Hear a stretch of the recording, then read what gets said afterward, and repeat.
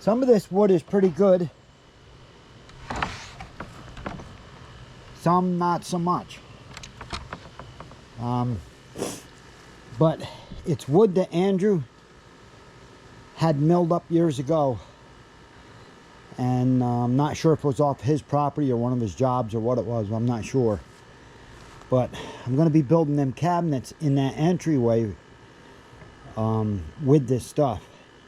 Now, even the stuff that's not so good, and you saw it as it was going through the planer, a lot of this stuff is going to be ripped down to 2 inches. So I can cut around some of the bad spots. And most of it doesn't have to be more than 3 feet long.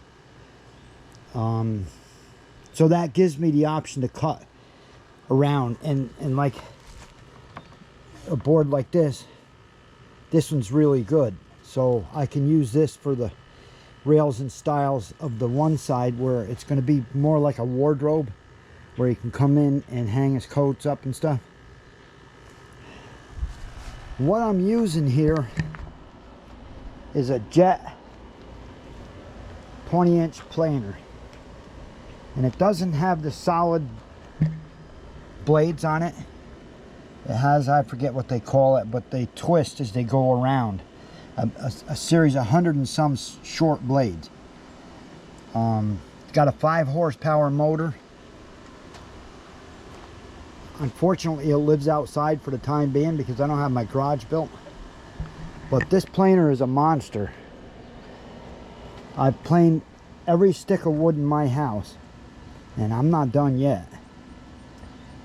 And it's worked really good. You have to hook a blower up to a planer like this.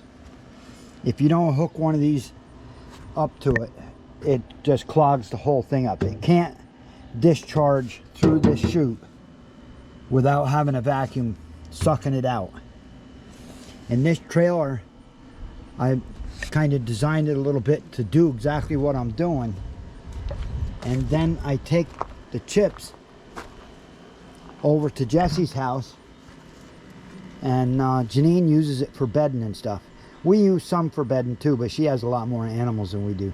So most of it goes over to Janine and it's used, which is nice because she doesn't have to buy bedding. She doesn't have to worry about getting it. She always has a ready supply. But this machine, I think I bought it 2 years ago, 2.5 years ago. I don't remember exactly. It was a little over $5 grand for this machine. But this is a heck of a machine. I have a little 12-inch DeWalt planer, and it's pitiful compared to this. This is solid oak I'm planing. It's 1 inch thick, and I'm taking an 1/8 off on each pass. I take an 1/8 off, turn it over, take another 1/8 off. I'm down to 3/4, and it's only 2 passes. And as you can see, it comes out pretty nice. It's as good as anything you'll go to Lowe's or Home Depot and buy. So yeah, it's working out pretty good.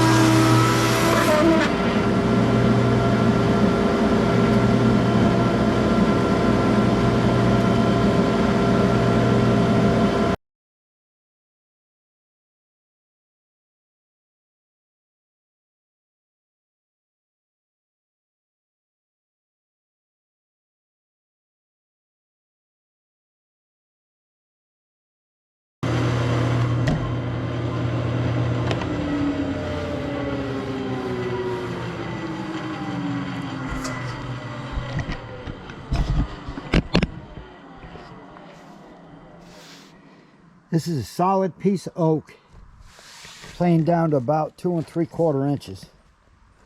That was just about the maximum width of what my planer will do. But it made quick work of flattening this thing out. So this is going to be used to make a bench for Andrew. It won't be as long as this, but it's good that I cut it long because there's some spots here that are not so great. It's going to maintain a natural edge. When I put it down as a bench, it's only going to be maybe 16 or 17 inches wide.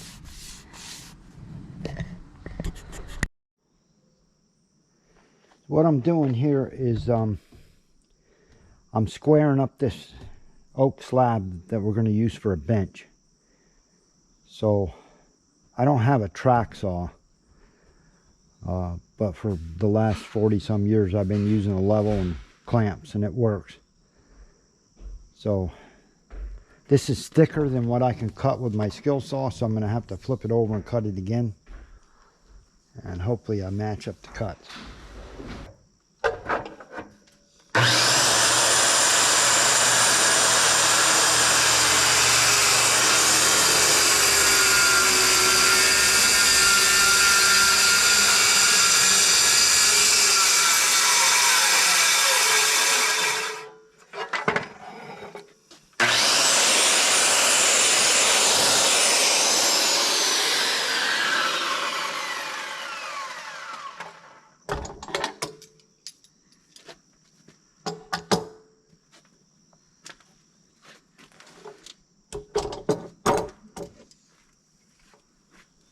Keep in mind this is attached to the part that's going down, so you got to hold it like this, right? Yeah. Okay.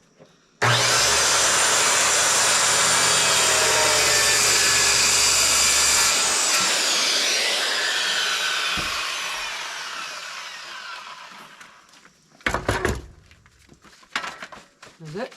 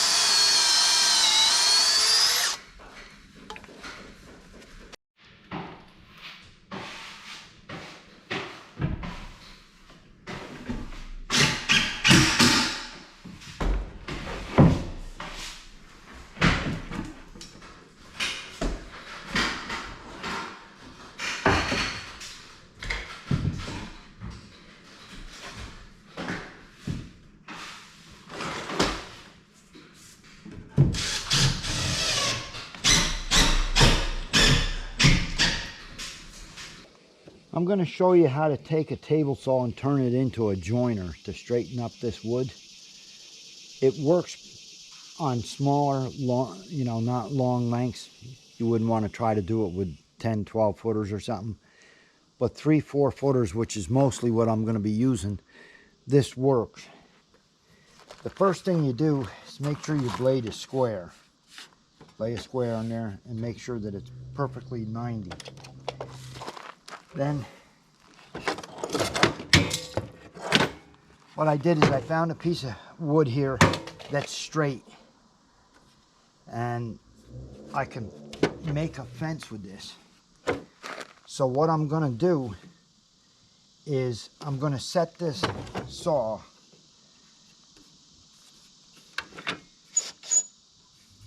at 11/16.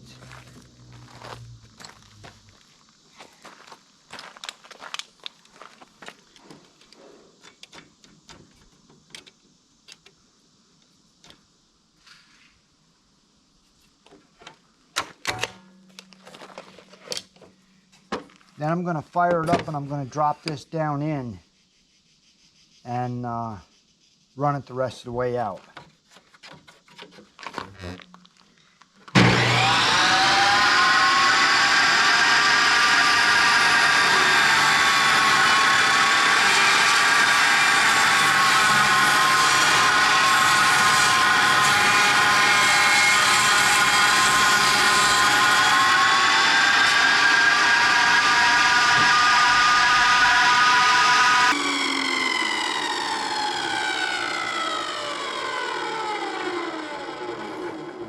You can see the kind of dado out of here. And now I can set this fence right there.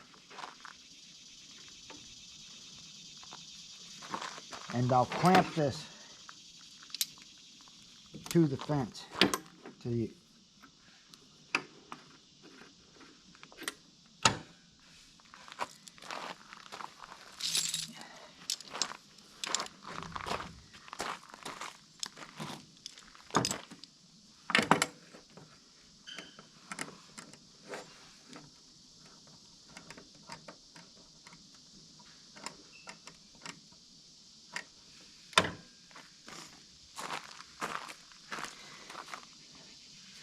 Now, as I start in, I'll be on this plane. It'll shave off a 1/16 or so, and it'll continue on this plane. Let me show you what I mean.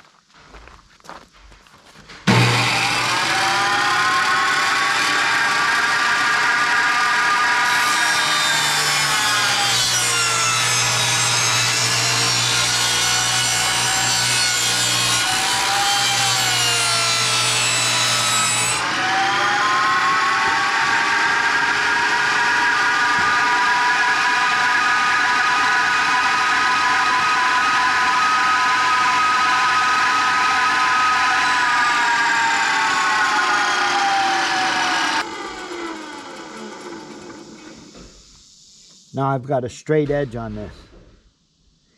If you have a bow in the board,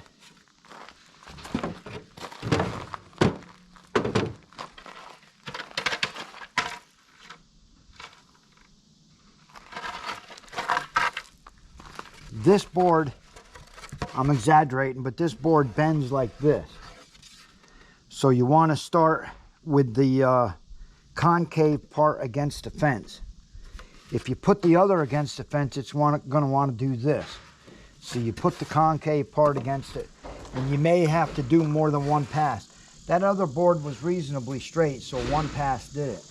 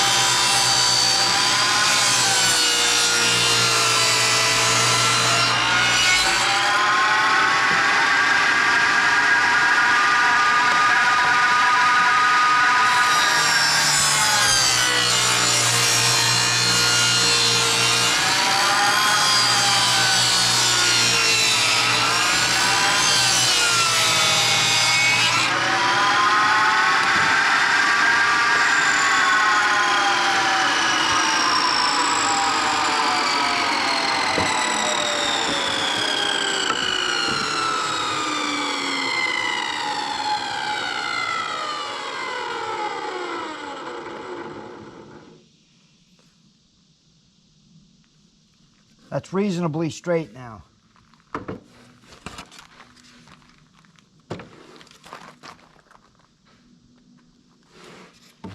I'm going to do one more pass.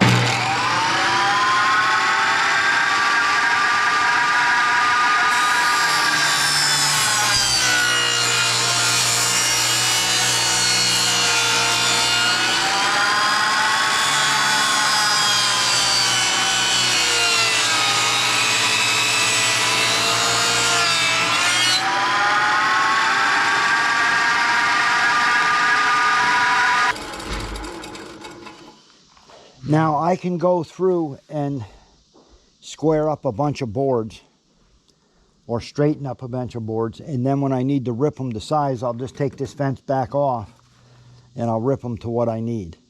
But I'll do a handful of them first, and I'll cut them down to approximately the size I need, or maybe twice the size of what I need, and get a bunch of them straightened.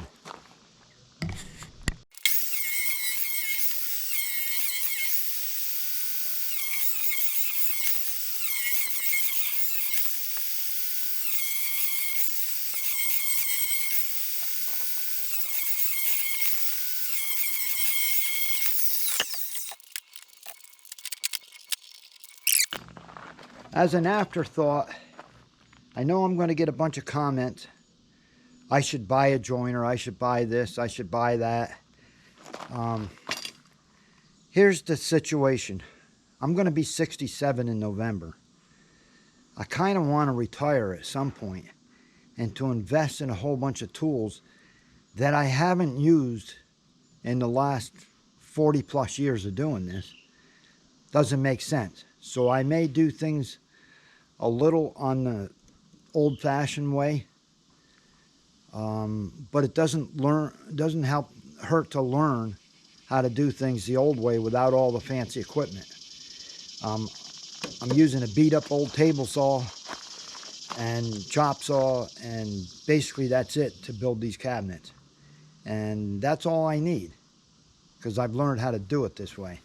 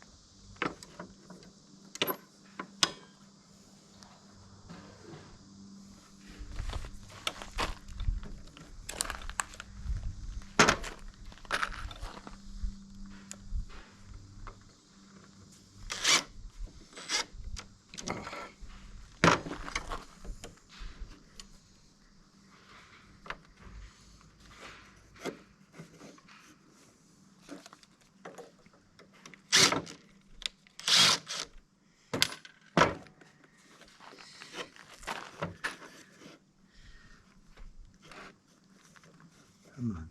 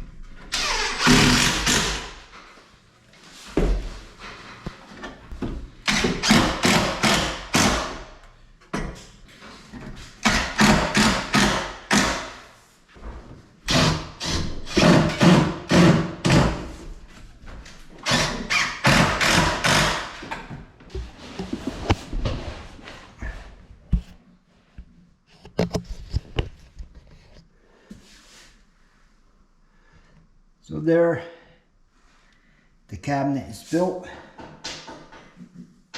Along this side over here, it's going to raise up to a 3-foot counter like a normal counter.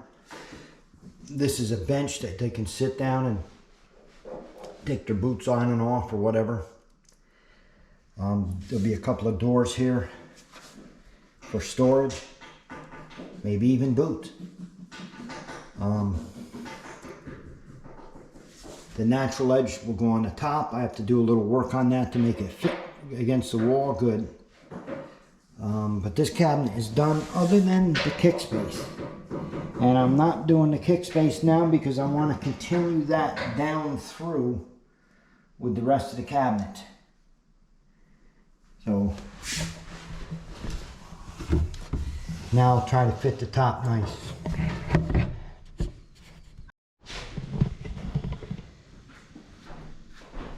I just fitted the top to this thing.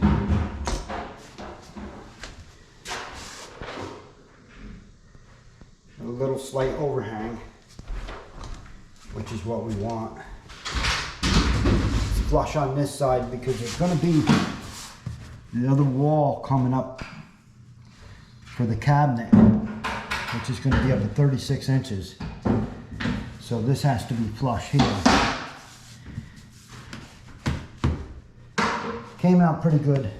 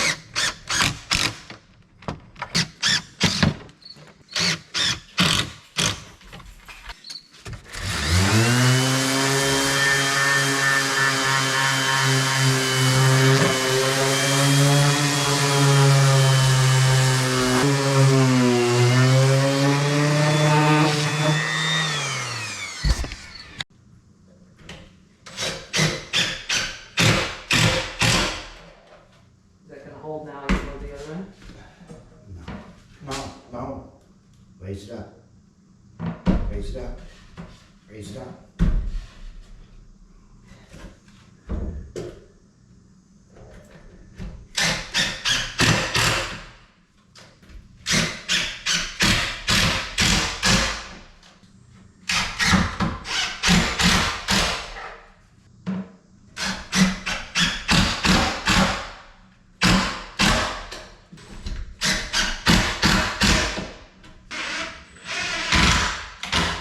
Feel the top and make sure that's okay. Well then. Well, let me get this end.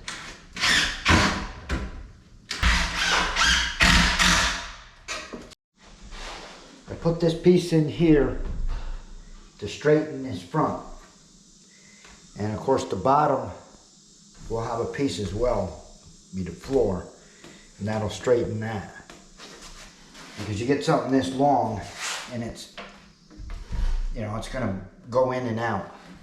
But this tightened it up good. This also gives me a good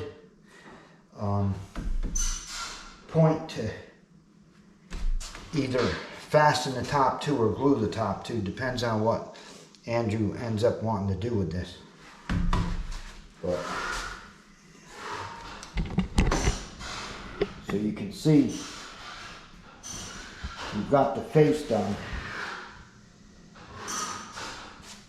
The face is basically done. Now I'm going to work on putting the bottom in, and then we'll put the partitions in, and all that will add strength to the face of this, because you can see this still moves. Not up here, but down there. Still moves. But we'll get it. For those of you not familiar with pocket screws, these holes, when we get done, they make special plugs to put in them. You sand them off. I'm not going to say they get invisible, but they're not real nasty looking like this. But pocket screws are a wonderful thing. They really pull things together nice and tight.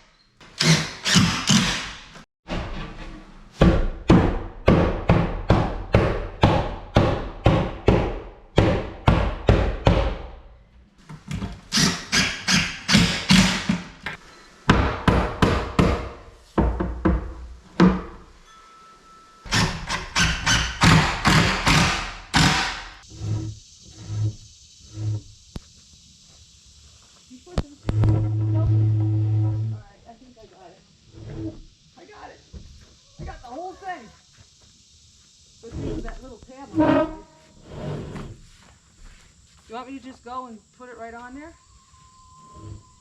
Ready?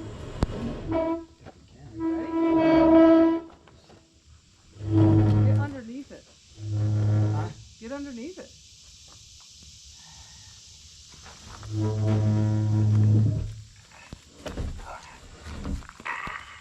Okay, now put it on there. And you gotta come over and help me. I knew that.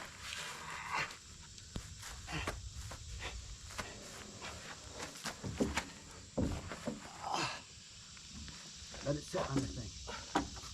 Okay.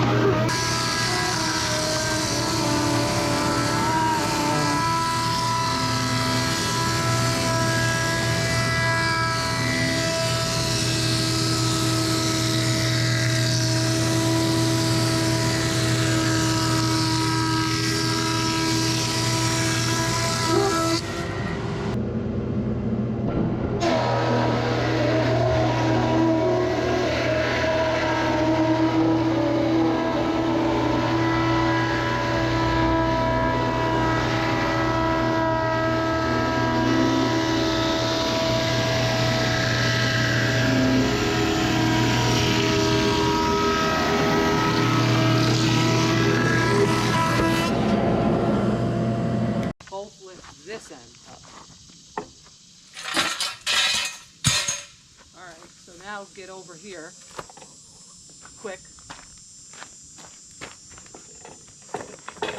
And now sneak your way over. Just go down.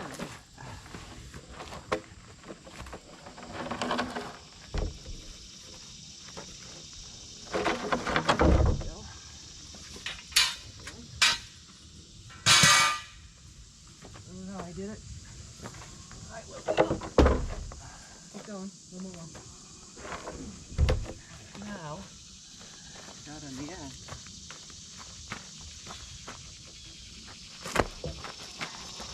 And it's okay to slide it?